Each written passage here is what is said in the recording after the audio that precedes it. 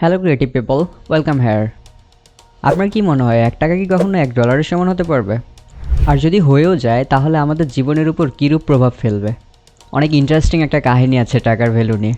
1972 সালে 4 মার্চ যখন প্রথমবারের মতো বাংলাদেশের টাকার প্রচলন শুরু করা হয়, তখন $1 সমান ছিল মাত্র 60 টাকা 28 পয়সা। বাট এখন সেই ভ্যালু হয়ে দাঁড়িয়েছে 117 টাকা 74 পয়সা। বাট এমনটা হলো কেন? এবং কি হবে যদি এই $1 ইকুয়াল $1 হয়ে যায়? চলুন এই টপিকটাকেই ব্রেকডাউন করার ট্রাই করি আজকের এই ভিডিওতে।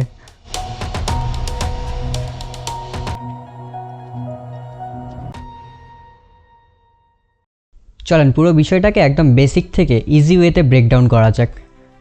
তো আমরা ফার্স্টে এটা জানার ট্রাই করি যে এক্সচেঞ্জ রেট কিভাবে কাজ করে। মানে আমি যদি ব্যাংকে $1 জমা দিই তাহলে কেন আমাকে 117 টাকা দেওয়া হবে? এই বিষয়টাকে বোঝার জন্য আমাদেরকে এক্সচেঞ্জ রেটের কাহিনী বোঝা লাগবে। এক্সচেঞ্জ রেট সাধারণত 3টা ওয়েতে কাজ করে: fixed exchange rate, floating exchange rate and managed exchange rate. Fixed exchange rate প্রক্রিয়ায় কোনো একটা দেশের সরকার বা গভর্নমেন্ট ডিসাইড করে যে ওই দেশের টাকার এক্সচেঞ্জ রেট কত হবে। যেমন বাংলাদেশ সরকার ডিসাইড করে যে $1 বিনিময়ে কত টাকা দেওয়া হবে। তারপর আসে ফ্লোটিং এক্সচেঞ্জ রেট। এই প্রক্রিয়ায় এক্সচেঞ্জ রেট নির্ধারণ করা হয় আপনার যে কারেন্সি আছে ওইটার মার্কেটে কতটুকু ডিমান্ড আছে এবং কী পরিমাণে অ্যাভেলেবল আছে সেটার উপর ভিত্তি করে। মানে ডিমান্ড অ্যান্ড সাপ্লাইয়ের উপর ভিত্তি করে এটার রেট অটোমেটিক্যালি উঠানামা করতে থাকে। এটাকে সিম্পল একটা এক্সাম্পলের সাহায্যে বোঝা যেতে পারে। ধরুন অনেকজন পর্যটক একসাথে ইউএস থেকে বাংলাদেশে ঘুরতে আসতে চাচ্ছে। এখন বাংলাদেশে আসতে হলে এবং এখানে থাকতে হলে তাদের বাংলাদেশি টাকা লাগবে। তখন কি হবে? সবাই $US এক্সচেঞ্জ করে বাংলাদেশি টাকা নিতে চাইবে, যার ফলে বাংলাদেশের টাকার ডিমান্ড বাড়বে। বাট বাংলাদেশের টাকা তো ফিক্সড অ্যামাউন্টের আছে, যার কারণে বাংলাদেশ সরকার চাইলেই $1 বিনিময়ে 117 টাকা দিতে পারবে না। অনেক বেশি ডিমান্ডের কারণে তখন $1 বিনিময়ে মনে করেন 10 টাকা দেওয়া হবে, যার ফলে আলটিমেটলি কি হবে? টাকার ভ্যালু বাড়বে। মানে সেই সময় $1 সমান হবে 10 টাকা। আবার চিন্তা করেন বাংলাদেশে অনেক হিউজ অ্যামাউন্টের টাকা অ্যাভেলেবল আছে, বাট মার্কেটে ডিমান্ড নেই। বাংলাদেশে এমন কিছুই নেই যার কারণে মানুষ বাংলাদেশি টাকা নিতে চাইবে। তখন বাংলাদেশি টাকার কি হবে? অবভিয়াসলি এটার মান কমে যাবে। আর ম্যানেজড এক্সচেঞ্জ রেটে একটা দেশের গভর্নমেন্ট কারেন্সি ভ্যালু উঠানামার যে রেটটা আছে সেটাকে লিমিটেড করে দেয়। যেমন ধরেন বাংলাদেশ সরকার বলল যে ঠিক আছে, সাপ্লাই ডিমান্ডের কারণে আমাদের দেশের টাকার ভ্যালু উঠানামা করবে, বাট একটা লিমিটেড অ্যামাউন্ট পর্যন্ত। মানে 5%-এর বেশি উঠানামা করতে পারবে না। তখন সেটা হবে managed exchange rate. In reality multiple reason আছে এক্সচেঞ্জ রেট চেঞ্জ হওয়ার পিছনে, যেমন বেকারত্বের হার কত, ইনফ্লেশন রেট কত, একটা দেশের জিডিপি কত, আবার সেই দেশের ইম্পোর্ট এক্সপোর্ট রেট কত।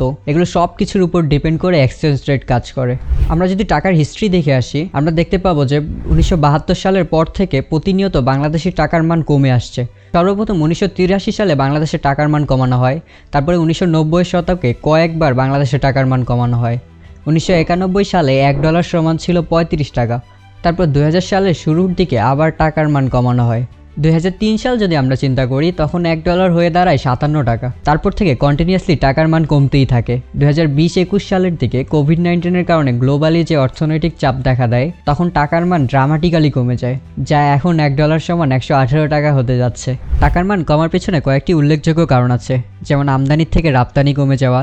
যখন কোনো দেশের আমদানির থেকে রপ্তানির হার কমে যায় তখন সেই দেশের সরকার টাকার মান কমিয়ে দেয়, যার কারণে অন্যান্য দেশের কাছে সেই দেশের পণ্য সস্তা হয়ে যায় এবং রপ্তানির হার পুনরায় বৃদ্ধি পায়। কারণ যখন একটা প্রোডাক্ট সস্তা হয়ে যায় তখন সবাই সেই প্রোডাক্টটাকে কিনতে চায়। টাকার মান কমার পেছনে আরেকটি উল্লেখযোগ্য কারণ হলো ইনফ্লেশন। যখন কোনো দেশে পণ্যের দাম বেড়ে যায় তখন সেই দেশের টাকার মান অটোমেটিক্যালি কমে যায়।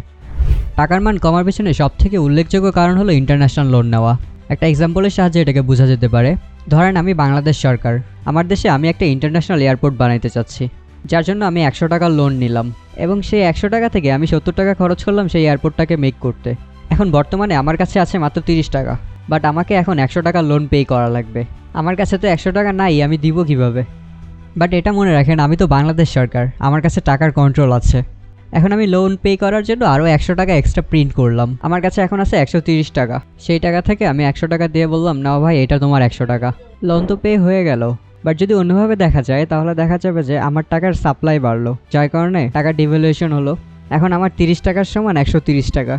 ওকে, এখন আপনার কোয়েশ্চেনের আনসার দেওয়া আমার জন্য সহজ হয়ে যাবে, কারণ আপনি এখন টাকা সম্পর্কে জানেন, এক্সচেঞ্জ রেট কীভাবে কাজ করে সেটা জানেন। চলেন তাহলে এখন ধারণা করে দেখি $1 সমান যদি $1 হয় তাহলে কেমন হবে। ফার্স্ট অফ অল আপনার কাছে সব কিছুই সস্তা হয়ে যাবে। যেমন আপনি 1199 টাকা iPhone 15 Pro Max কিনতে পারবেন। আপনার যদি বাইরে যাওয়ার শখ থাকে সেটাও অনেক সস্তা হয়ে যাবে, অনেক অল্প মূল্যে আপনি বাইরে ট্যুর দিতে পারবেন। But the reality is not like this. চলেন আপনাকে বাস্তবতার সাথে দেখা করিয়ে আসি। বাংলাদেশি টাকার মান যখন অনেক বেশি হবে তখন বাইরের কোনো কোম্পানি বাংলাদেশে ইনভেস্ট করতেই আসবে না। তারা তাদের যত কোম্পানি আছে বাংলাদেশে সেটা বাংলাদেশ থেকে তুলে ফেলবে। চিন্তা করেন বাইরের কোম্পানিগুলো বাংলাদেশে আসে কেন? কারণ বাংলাদেশের লেবার কস্ট অনেক কম, যার কারণে অনেক কম মূল্যে তারা অনেক বেশি কাজ করে নিতে পারে। বাট আপনি চিন্তা করেন যে একজন বাংলাদেশের সাধারণ লেবারকে $35,000 পে করা লাগতেছে, তাহলে কেন কোনো কোম্পানি এই দেশে ইনভেস্ট করবে, আর কেনই বা তাদের এখানে শাখা তৈরি করবে? আপনি চিন্তা করেন কতজন মানুষ প্রাইভেট কোম্পানিতে জব করে। যখন এই কোম্পানিগুলো বাংলাদেশে থাকবেই না তখন আলটিমেটলি কি হবে?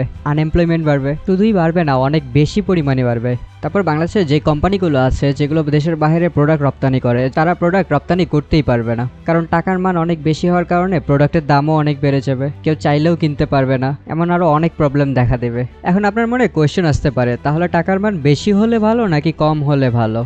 এই টপিক নিয়ে আমি আমার নেক্সট ভিডিও মেক করব, মিস না করতে চাইলে সাবস্ক্রাইব করে রাখতে পারেন। ওকে গাইস, আবার দেখা হবে নেক্সট কোনো ভিডিওতে। Till then stay happy, stay blessed, good by.